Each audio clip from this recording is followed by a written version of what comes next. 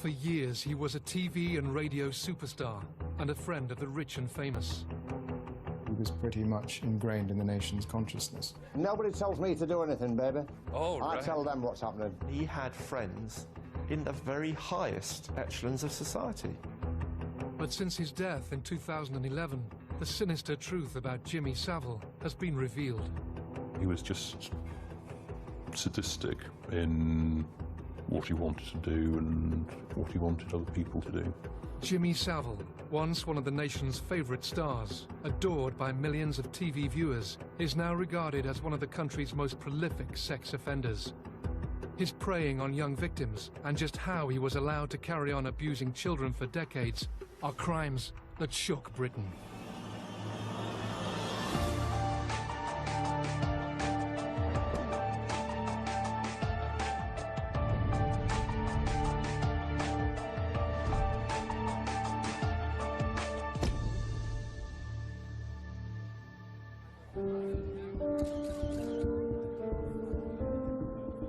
On the 9th of November 2011, a funeral cortege moved slowly through the city of Leeds. The streets lined by a respectful public. They weren't there to say goodbye to royalty or a head of state, however. They had come to pay their respects to a DJ, charity worker, and much-loved icon. He was absolutely worshipped by thousands and thousands of people. You couldn't move in Leeds when it was a funeral. The streets were packed solid, you know, traffic was stopped, everything stopped. At 2 this afternoon, Sir Jimmy Savile's gold coffin made its way down Cookridge Street in Leeds. I can't think of any media celebrity today who is more famous than he was then. Flags at half-mast outside Leeds General Infirmary, where he'd raised so much for charity. He was a demigod. Just days later, however, stories began to emerge that confounded the country. Rumours that had circulated for years were coming true. Jimmy Savile, once the nation's favourite entertainer, was in fact a rapist, a sadist and a paedophile.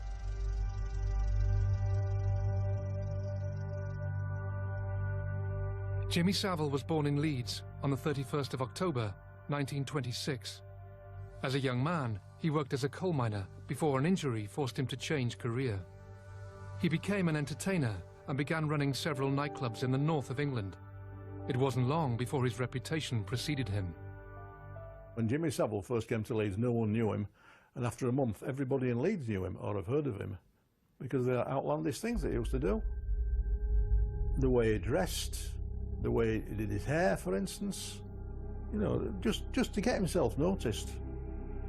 You know, if he came to our house, there'd obviously be a couple of, I'd say a couple of dozen, it could be a couple of 100 people all outside the house and round his car. And, you know, so you'd obviously walk down with a big chest and your head held high, you know, saying, oh, is that my uncle, sort of thing. We never went out saying, you know, we've got a famous uncle called Jimmy Savile or all like that. He was just Uncle Jimmy and that was it, really. He was a well-known figure in the north of England. He was a sort of an amateur disc jockey who hadn't really broken into television yet. And he introduced dancing to records, which had never happened before. He started for younger people on a lunchtime, just dancing to records, and it really took off. Jimmy Savile began working at the Locarno nightclub in Leeds in the late 1950s. Dennis Lemon was employed by the club and became Savile's unofficial minder. He tried to give himself this reputation of a tough guy in a restaurant, all this, that and other, and I think he was as soft as anything. He just wanted somebody at his shoulders in case somebody did take a swing. Even as his showbiz career was taking off, Jimmy Savile began to be dogged by accusations. When I was talking to the assistant manager one night, and Jimmy came through the door, and evening Jimmy, you know, and just walked straight past us. And I said, what's wrong with Jimmy? He said, he's in bad mood. He said, oh, he's got a lot on his mind. I said, well, what's wrong with him now? He says, he's in court tomorrow. What for? He says, messing about with girls. And I thought, well, he may have taken one out and, as the phrase goes, tried it on and it didn't work and they've complained about him, you know. And that was that. Nothing else said. Until next time I was on duty, a couple of nights later, and I happened to say, how did Jimmy go on in court? So I said, it never got to court. It got thrown out. Case dropped. And I said, how did he manage that one then? He said, same as he did last time. He said he paid him off. Having narrowly escaped any charges by paying off his accuser's family, Savile apparently felt no need to curb his behaviour. What's amazing is how brazen he was, how public he was, even then. I think he's just an individual who probably felt that he was fairly untouchable. I mean, you know, he was quite an imposing figure. In 1968, 15-year-old Guy Marsden, Savile's nephew, along with 3 friends, headed south from Leeds in search of adventure. The young teenagers found themselves at Euston Station in London, where they were approached by 2 men. I would have said about 30 years old, rock and roll, with leather jackets and long hair and that. And they were just saying, do you want to come to our place and that? You've got to try to remember that there were no such thing as perverts. There were, but you didn't hear of them. There wasn't even a name paedophile out then, I don't think. So we just thought, oh, they like us, you know. So anyway, we ended up going with these back to their flat. At the time, Guy and his friends were unaware of the motives of the 2 men. Only recently has he found out the truth. These people would pick people up from train stations, as in younger people. We'd then go to their houses. And then the ones higher up the chain would come to these houses to see who they'd picked up, to take them elsewhere to do whatever they were going to do with them. Only days later, Guy was stunned when Jimmy Savile himself visited the flat. His first thought was that his family had tracked him down and they had sent Savile to bring him back to Leeds. The truth would be far worse. And then my Uncle Jimmy came in, and he came in with his vicar and some kids. I thought that my Uncle Jimmy had caught me there because, I mean, I was proper scared, if you know what I mean, I was terrified, if you want. But now I'm 60, I think. He didn't catch me, I caught him. Only recently has Guy been made aware that Jimmy Savile, far from being a lone predator, seemingly played an active role in supplying children to a network of child abusers in London. Now, I have no conception of paedophilia or child abuse at all, neither has any other 3. So to us, our thoughts were, it's a party. You know, the people who live there, the man and lady who live there, are going to have a party. And it ended up where we were like huddled together, 4 of us, and then these little kids would come over to us. As a naive 15-year-old, Guy was never completely aware of the role he played. But it appears he and his friends were unwitting accomplices in the group's depraved activities. You'd have been talking from 6-year-old up to, I'd have said 10 at most. So they were young children. And then every so often, one of them would go, 2 of them would go. Still never thought nothing whatsoever about it. These parties would last for days, with various men from all sections of society arriving and taking 1 or more young children into bedrooms and abusing them. I think most decent people find it incomprehensible that these sort of organisations, rings, whatever we want to call them, exist, but no less incomprehensible than why would anybody abuse a child. That the fact that people come together to do it seems in a way somewhat more scary, because very often we're talking about people from, well, certainly people from all walks of life, but including people from the upper echelons of society. To this day, Guy is still unclear as to exactly what role Savile played in the so-called parties. My Uncle Jimmy, you saw him, I mean, he didn't even speak to us and acknowledges it. Every now and again you might have got a nod. He just seemed to come in, flitter about, you know, whatever they were doing, bringing little ones in and stuff like that, and then he'd go. I've recently found out that I were going to get, well, the police and things have called it groomed, to do what the people down London were doing, i.e. getting the kids and probably grown, you know, older girls and older boys to go to these parties up here in Leeds and places like that. In 1969, after a year in the capital, Guy returned to Leeds. Even now, over 40 years later, having witnessed the sordid events in London, he considers that he had a lucky escape. When I think back, I cringe, because I think you could have ended up in bottom of Thames. They could have done out against you, saying you were a bit lonely or something. I think it's only because I was, you know, Jimmy Savile's nephew, my Uncle Jimmy's nephew, that note like that did happen. As the 1960s drew to a close, it would appear that Savile's appetite for abuse showed no signs of slowing down. As his showbiz career gained momentum, so did his ability to evade the attention of the authorities. Had a huge amount of power. In everything in life, he used it to get his own advantage.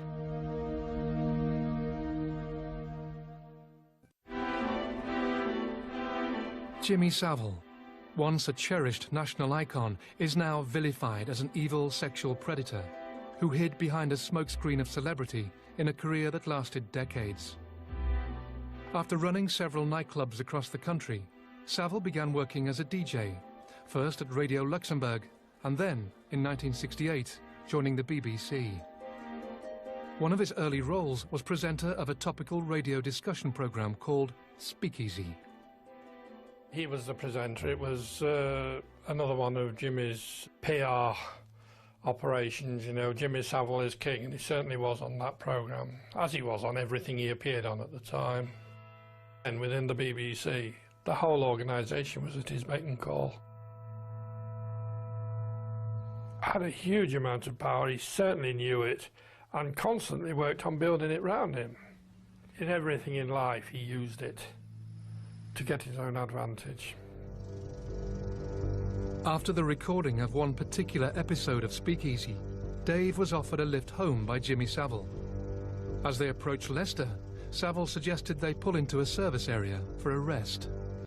So he suggested he was going to get his head down for an hour, and as it was early evening, I said fine, I'd go into the service area and have a meal. Did just that. Came back after about, three-quarters of an hour to an hour. Tapped on the window of the motorhome to let him know I was here.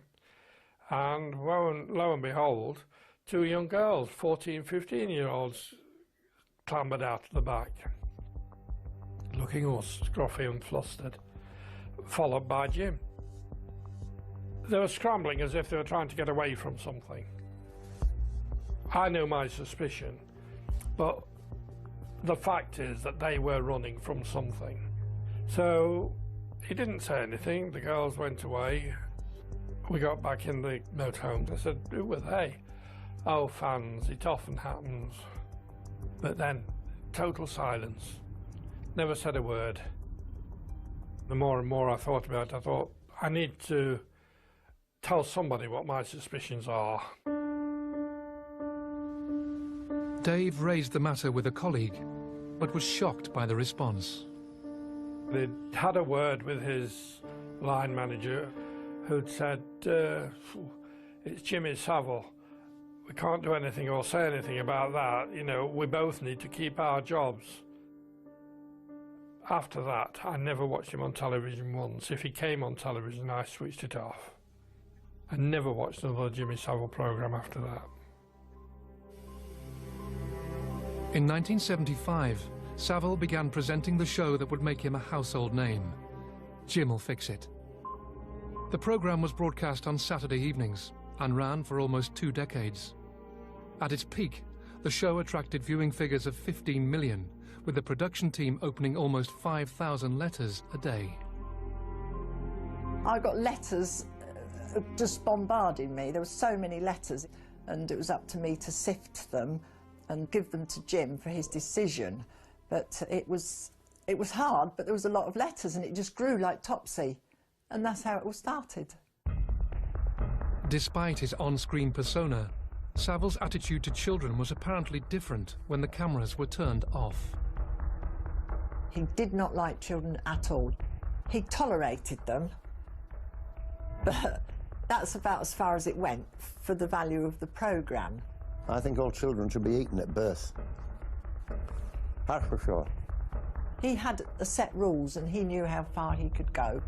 They might have sat on the arm of the chair, but that's as near as it got. What is apparent now, though, is that this seeming aversion to children was no more than a camouflage to ward off suspicion. A device Savile used throughout his life to stay ahead of the rumours that dogged him. Abusers often are the most credible and charming people that you could meet. They're often very hard-working. They often hold positions within authority, within society of some standing. The other common denominator, of course, is that they are highly dangerous to children and can be highly dangerous when cornered. And I think that, you know, there was a man who clearly could be as charming could be, but also was both highly dangerous, extremely threatening and very intimidating when he needed to be. Well, there's only one thing I can do now, and that's if you cheat down there, Mr. Cameraman, I'll slap a bell of that. Oh, my goodness gracious.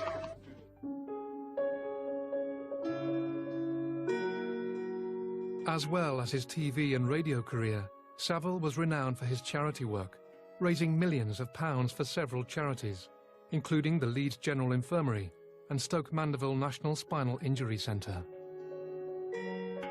Jim, because he was Jim, liked high-profile things. Stoke Mandeville was very high-profile. It was world famous for its treatment of the paralysed. Leeds General Infirmary was a big teaching hospital. So he generated to things that had quite a high publicity value. And as a result, he benefited, but so did the hospitals.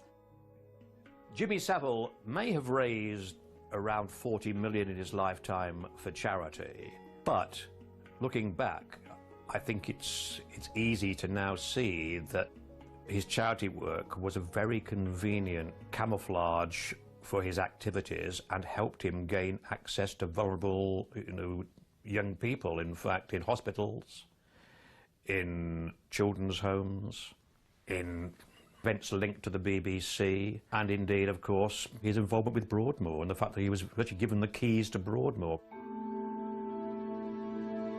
Broadmoor, the high-security psychiatric hospital in Berkshire, is home to some of the UK's most notorious criminals. Past occupants include Peter Sutcliffe, Charles Bronson and Ronnie Cray. Savile had volunteered at Broadmoor for years, but in 1988 he was given a senior role, along with a house on site and, incredibly, access to patients. The facts that he was given keys to a place such as Broadmoor, that he was allowed to walk the hospital wards where there were vulnerable children in Stoke Mandeville and other places, again, is incomprehensible. And yet nobody seems to be taking responsibility. Like many adults who abuse children, I think Savile preyed on the vulnerable and the weak. We still don't know the full sort of degree of what he did, but it seems to be the case that he may have even abused disabled children in hospitals.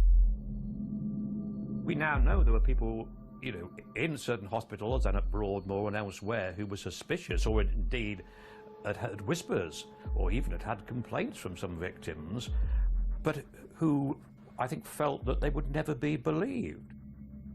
If you're a friend of the Prime Minister, you're photographed with these people, you are, in the public eye. The idea that you might at the same time be abusing children is monstrous. Here we go with what's called a medical breakthrough. He had, if you like, all the establishment connections, even though he was eccentric, even though he dressed like a complete weirdo, that he was actually fated.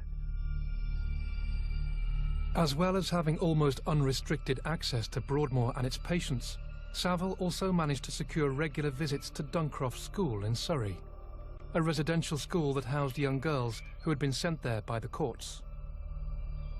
The girls at Duncroft were certainly, although intelligent, were vulnerable. But Savile, I think, also worked on the principle that the mixture of his fame and the fact that he was treating them to things like trips to the BBC or trips out in his Rolls Royce, that this was, if you like, a thrill that, you know, that they wouldn't get from their normal lives in effect in an institution. So I think he gambled on that would at the time would actually guarantee their silence. Anything that moved seemed to be a potential victim for Savile. But he clearly also was clever at targeting lots of very vulnerable victims as well. Girls in a school for troubled girls would have been, you know, manna from heaven. In 1994, 2 women who had been pupils at Duncroft approached the Sunday Mirror newspaper, alleging that Savile had abused them as teenagers. They weren't looking for money. They merely wanted to see Savile exposed because they thought, you know, he was a hypocrite, and found it hard to believe that he was almost, you know, deified in some circles, and that he was so well in with, you know, very prominent, eminent people. Although the paper was keen to run the story, the 2 women were understandably wary of the costly and emotionally intrusive libel case that would inevitably follow. They decided not to proceed. Once again, Savile's power and reputation had served him well. I had no doubt about the veracity of their stories, but they had lost their nerve. In one case, she still had the courage herself, but she didn't want the embarrassment of both her past life coming out or indeed of her being subjected to, you know, to what would have been a merciless cross-examination by a QC for Savile. One would have had to tell them that was what was going to happen. The second woman didn't want to be the lone witness, but also said, and I will never forget this because I think reflects a theme that we now know was common among Savile's victims. She said, "Who's going to believe me, an ex-approved school girl, against Jimmy Savile with all his fame, all his money, and being a house guest of Margaret Thatcher at number 10 and Chequers?" And with hindsight, one knew that she was probably right. Although we didn't run the story, some weeks later, I had a phone call from a QC, George Carman, at the time, the most famous libel QC in Britain. George Carman, QC, was one of the country's leading barristers, acting for both celebrities and national newspapers. To the best of his family's knowledge, he had never formally represented Jimmy Savile. My father spoke to Paul Connew. He was then editor of the Sunday Mirror, and my father had worked with him in terms of giving defamation advice in 5 or 6 different cases, I think. So he knew him reasonably well, and they'd also socialised a bit. So he phoned him on the pretext of talking about something to do with a libel action with reference to the Mirror. And my understanding from Paul is that at the end of the conversation, my father, apropos of nothing, suddenly introduced an observation saying, "Jimmy Savile's very grateful that you didn't publish that story about Duncroft," and Paul was astonished. I was, for a second, I think, taken aback that George Carman knew about it. So my reaction, you know, to George was, "Well, how do you know about it, George? You can only know because Savile's spoken to you." And he sort of gave a rather affirmative sort of chuckle. And my response was, well, George, even though we couldn't prove the story because the 2 women involved lost their nerve, I actually believe them. And George Carman paused and chuckled again and said, "Paul, I suspect you may well be right." I can quite understand he was astonished, because as far as he was concerned, only 3 people in the world knew about that story apart from the 2 girls. That was himself, the legal advisor, and the journalist who wrote the story. So the fact that my father knew about it, and therefore Savile knew about it, and that my father introduced it in conversation in this way, he found deeply surprising, as indeed do I. He had friends in the very highest echelons of society. Princess Diana and him were friends. Nobody messed with Jimmy Savile because he had connections that were unique, if you like, to somebody in his position. It was like he was the puppet master controlling everything that was going on.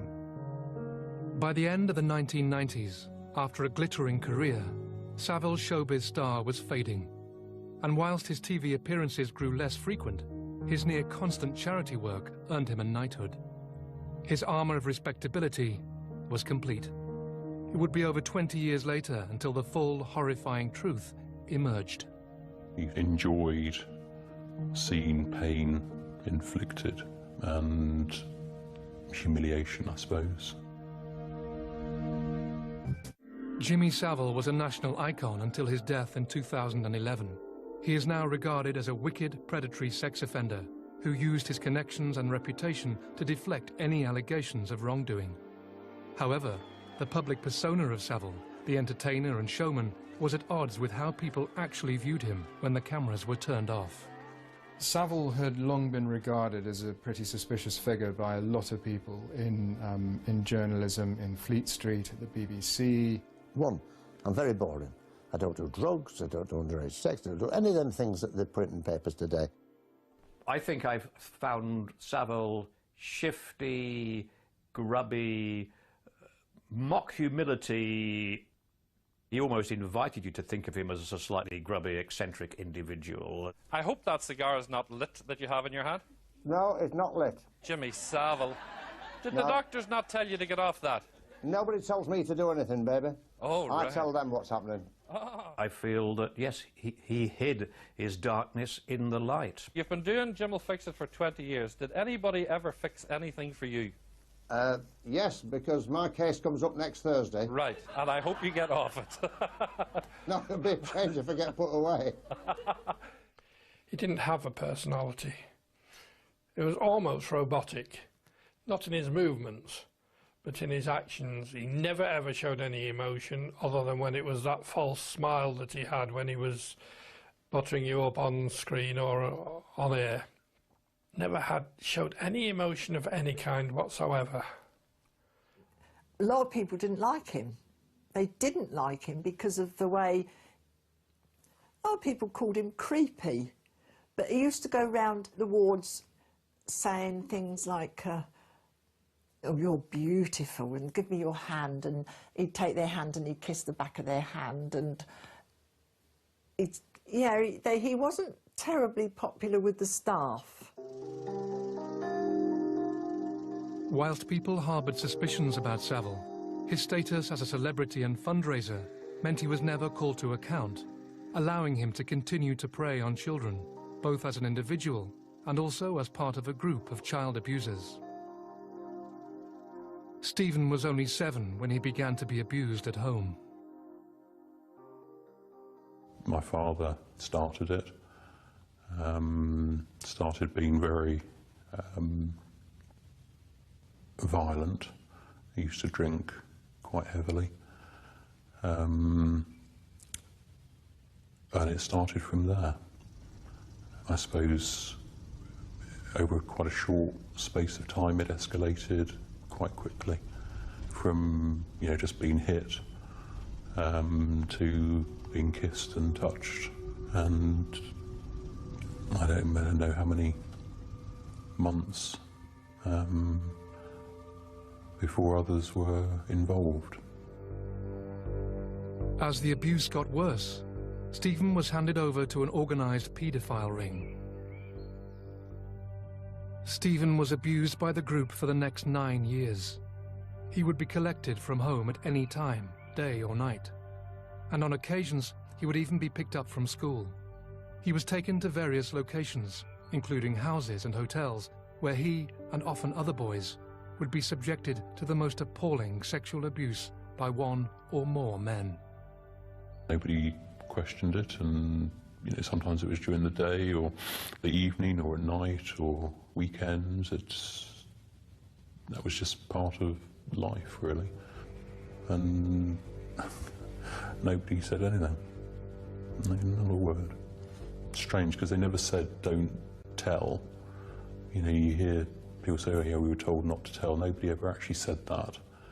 But it was made very clear that if you broke the rules or if you went against the group, you would just disappear and no one would care. Occasionally, Stephen would be brought to the group to be told that guests would be joining them. On more than one occasion, the guests would include Jimmy Savile. You didn't always know beforehand. Sometimes we were told as we were, you know, as it being taken to wherever it happened to be, that there'd be a guest coming that evening or that day or whenever it was, but not always. No names were ever used, you know, just didn't use names at all. And yeah, he came probably a couple of times a year over several years, just odd occasions. You know, there was nothing different about the event, it just that there was somebody different there. Did Savile abuse you directly? Yes. Yeah. He was just sadistic in what he wanted to do and what he wanted other people to do. Yeah, just evil, and enjoyed seeing pain inflicted and humiliation, I suppose. It was hard to comprehend because you know who it is when you're sat watching TV and he's on the TV, and you know, it's just really a strange feeling. I think all of us were just objects, and just the best way I can describe it is just sweets in a bag that you hand round and share. We meant nothing at all. Stephen's abuse at the hands of the group stopped when he was 16. Only recently has he been able to talk about his horrific ordeal. Following the Savile revelations, he reported his abuse to the police. It's a scary prospect. It's probably more comfortable to not believe things sometimes than to confront them. But we know that organised crime of this kind exists. And again, we need the police, the authorities, to have more resources in order to break them and to establish that the abuse of children in any form and by any perpetrator, organised or disorganised, is never ever acceptable.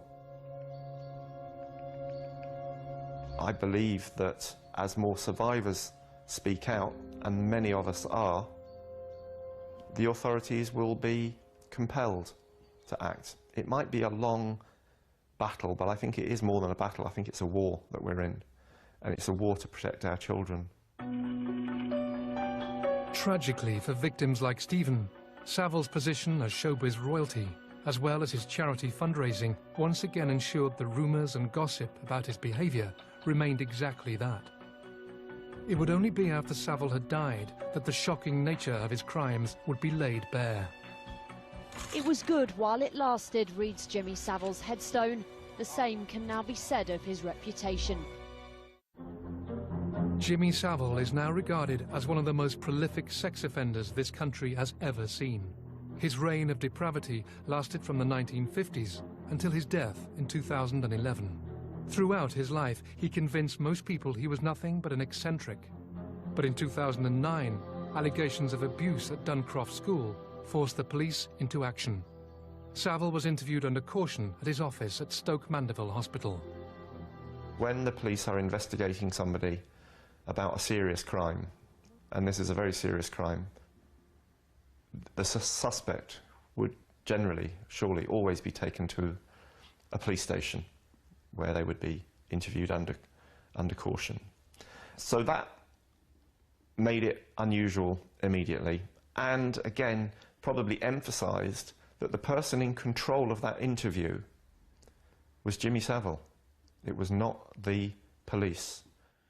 From what's coming out in the press, and most recently the transcript of his interview with Surrey Police, the tone of the interview is one of almost, I'm sorry I've got to ask you this again, but you know, we've had these allegations made to us, which is not really a, you know, a very confident way of putting an allegation to get a structured response. As well as his obvious denials of any wrongdoing, were the undercurrent of threats and intimidation within the interview. I mean, he virtually said that he would have them in the courts if they messed with him. The authorities decided that given the lack of evidence, any pursuit of Savile was futile, and the charges were dropped.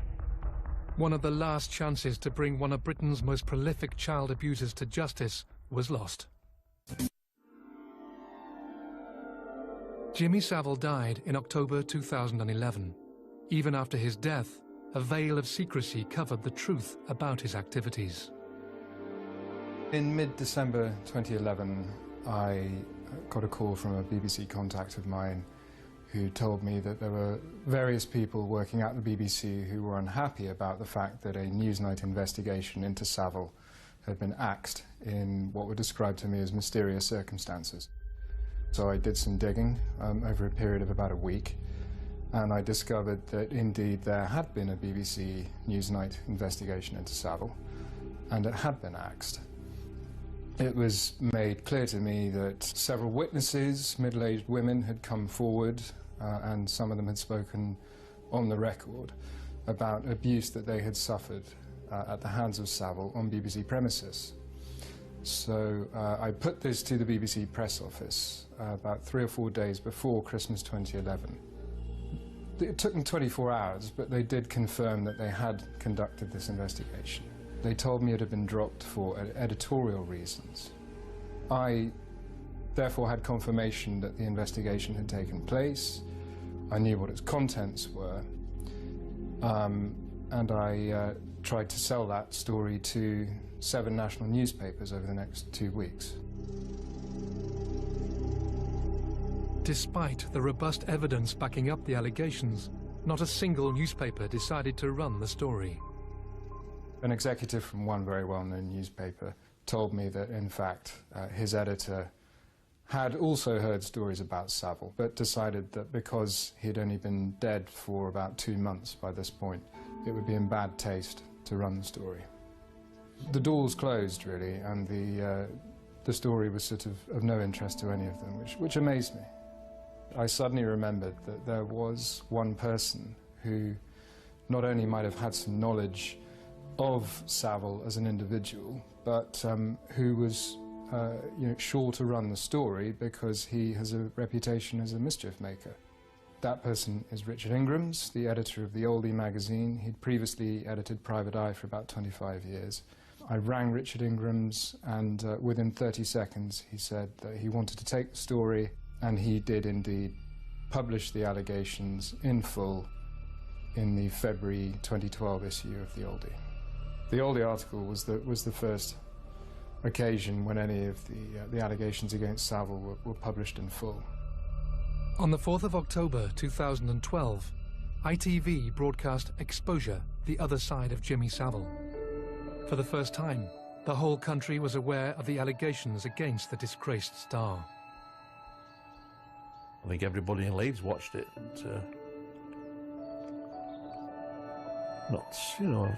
not very nice to, somebody that you liked and trusted, being such a character. I suppose my feelings were one of smugness, self-satisfaction. There you are, I told you so. Disappointment that it had taken so long. Disappointment that the guy had died so he couldn't face justice. But happy that it had come out. The day after Exposure was broadcast, the Metropolitan Police launched Operation U-Tree, looking into the actions of Jimmy Savile, as well as numerous other allegations of historic sexual abuse. The Metropolitan Police and the NSPCC painted a picture of abuse on an almost industrial scale. Over 450 individuals have since come forward to allege that Savile abused them. Most were under 18 when the offences took place. It doesn't matter how much money you raise for charity. If you are at the same time abusing children, abusing disabled people, robbing them of their dignity, robbing them of their childhood, making them incredibly unhappy, you know, you can only be a bad person and your legacy will always be poisonous. I think the Jimmy Savile outrage undoubtedly has a legacy. I mean, it has the legacy that, if you like, the can of worms is opened. You know, the extent of abuse within society now is beginning to be accepted. You know, Jimmy Savile was one offender. He doubtless abused thousands of people during the course of his lifetime. But we know that there are many millions of other people in this country who have suffered abuse at the hands of all sorts of other people. And the legacy that should follow such an outrage is that we don't allow this to be swept under the carpet any longer. I think it's helped alert the British public to the scale of child abuse, not just involving celebrities, but involving other corruptors, destroyers of young lives. I think that it probably means that the prosecuting authorities and the police now take complaints or evidence of abuse far more seriously. The police have been fantastic, because that was a nerve-wracking experience, and positives, I suppose, for my own life, because I'm now much more grounded with it, I suppose. I know what triggers me, I know what doesn't. It's easier to live with now, and hopefully that's going to enable me to get another relationship at some point.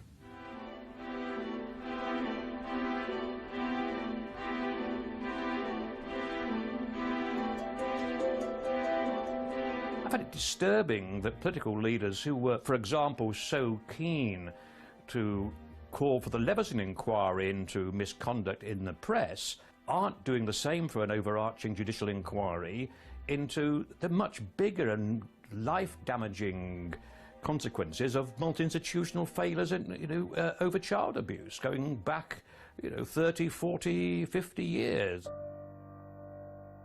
In October 2012, the elaborate headstone that marked Savile's final resting place in the North Yorkshire cemetery where he was buried was torn down.